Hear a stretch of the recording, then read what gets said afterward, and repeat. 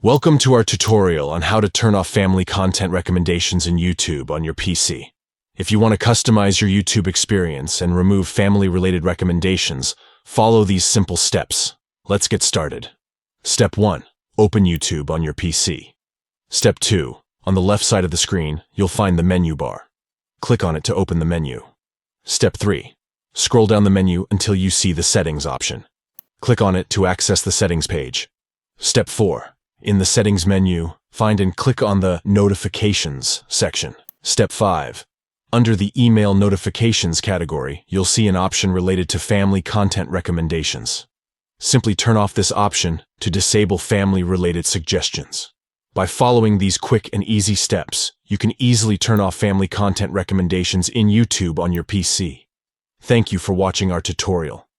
If you found this information helpful, please consider giving this video a thumbs up and subscribing to our channel for more useful tutorials on YouTube and other tech-related topics.